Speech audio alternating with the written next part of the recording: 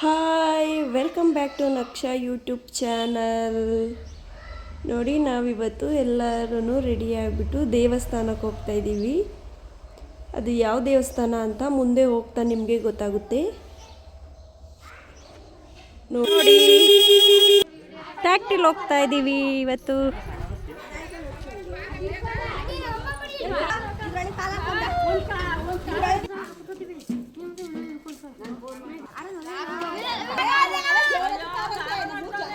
ನೋಡಿ first time ಹೋಗ್ತಾ ಇರೋದು. ನಮ್ಮೂರವರೆಲ್ಲ ಟ್ಯಾಕ್ಟ್ರಿಲಿ ಟೆಂಪೋ ಏನಾದರೂ ಮಾಡ್ತಿದ್ವಿ, ಇಲ್ಲೇ ಹತ್ರದಲ್ಲಿರೋದು. ನೋಡಿ ಎಲ್ಲರೂ ಟ್ಯಾಕ್ಟ್ರಿಲಿ ಹೋಗ್ತಾ ಇದ್ದೀವಿ, ಆದ್ದರಿಂದ ಎಲ್ಲ ಖುಷಿಯಾಗಿ ಹೋಗ್ತಾ ಇದ್ದೀವಿ. ಹುಡುಗರಿಗೆಲ್ಲ ಆಫ್ ಡೇ ಇತ್ತು, ಸಾಟರ್ಡೇ ಇವತ್ತು. ಅದರಿಂದ ಎಲ್ಲರೂ ಹುಡುಗರು ಬರ್ತವ್ರೆ, ವಯಸ್ಸಾದವರು, ನಾವು ಎಲ್ಲರೂ ಹೋಗ್ತಾ ಇದ್ದೀವಿ.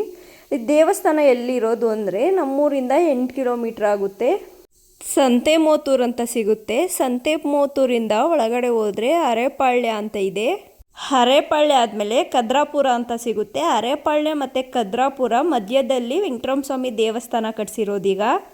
ಆ ದೇವಸ್ಥಾನವನ್ನು ಈಗ ಕಟ್ಸಿರೋದು. ಆದ್ದರಿಂದ ಇವತ್ತು ನಮ್ಮ ಗ್ರಾಮಸ್ಥರಿಂದ ಆ ದೇವಸ್ಥಾನಕ್ಕೆ ಪೂಜೆ ಇತ್ತು.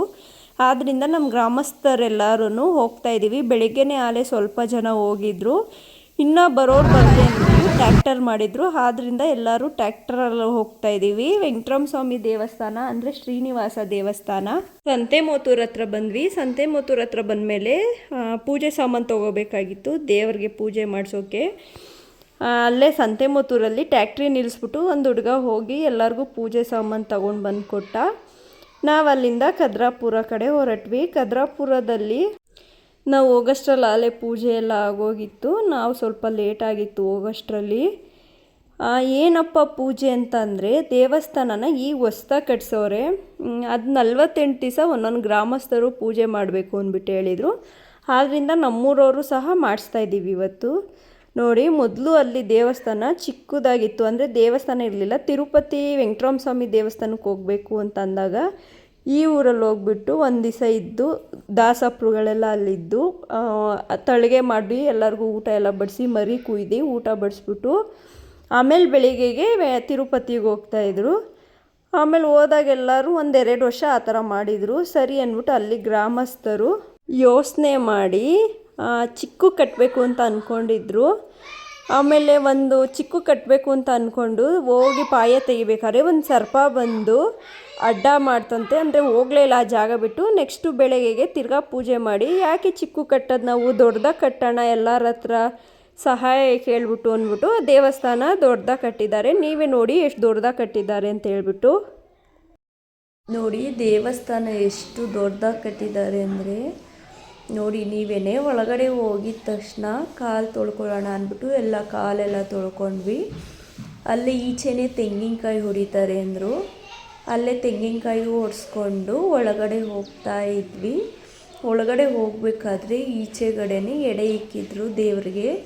ಆ ಎಡೆ ಇಕ್ಕಿದ್ರಲ್ಲ ಅದ್ರ ಮುಂದೆನೇ ನಮ್ಮೂರವರು ಅಂದರೆ ವೆಂಕಟರಮಣ ಸ್ವಾಮಿ ಒಕ್ಕಲಿರ್ತಾರಲ್ಲ ದಾಸಪ್ರು, ಅವ್ರ ನಾಮ ಇಕ್ತಾಯಿದ್ರು. ನೋಡಿ ಹೆಣ್ಮಕ್ಳಿಗೆ ಉದ್ದು ನಾಮ ಇಕ್ತಾರೆ, ರೆಡ್ ಕಲರ್ ನಾಮ, ಕೆಳಗಡೆ ವೈಟ್ ಕಲರು. ಗಂಡು ಮಕ್ಳಿಗಾದರೆ 3 ನಾಮ ಇಕ್ತಾರೆ, ಆ ಕಡೆ ಈ ಕಡೆ ವೈಟು, ಮಧ್ಯ ರೆಡ್ಡು. ಹಾಗೆ ನಾನು ಮತ್ತು ನನ್ನ ಮಗಳು ನಾಮ ಇಕ್ಸ್ಕೊಂಡ್ವಿ. ನಾಮ ಎಲ್ಲ ಇಕ್ಸ್ಕೊಂಡ್ಮೇಲೆ ಒಳಗಡೆ ಹೋದ್ವಿ. ದೇವಸ್ಥಾನದ ಒಳಗಡೆ ಹೋದ್ಮೇಲೆ ಪೂಜೆ ಸಾಮಾನೆಲ್ಲ ತೊಗೊಂಡೋಗಿದ್ವಲ್ಲ, ಪೂಜೆ ಸಾಮಾನೆಲ್ಲ ಕೊಟ್ಬಿಟ್ಟು ಪೂಜೆ ಮಾಡಿಸಿದ್ವಿ. ದೇವರಿಗೆ ಎಷ್ಟು ಚೆನ್ನಾಗಿ ಅಲಂಕಾರ ಮಾಡಿದರು. ನೀವೇ ನೋಡಿ ಎಷ್ಟು ಚೆನ್ನಾಗಿ ಅಲಂಕಾರ ಮಾಡಿದ್ದಾರೆ ಅಂತ.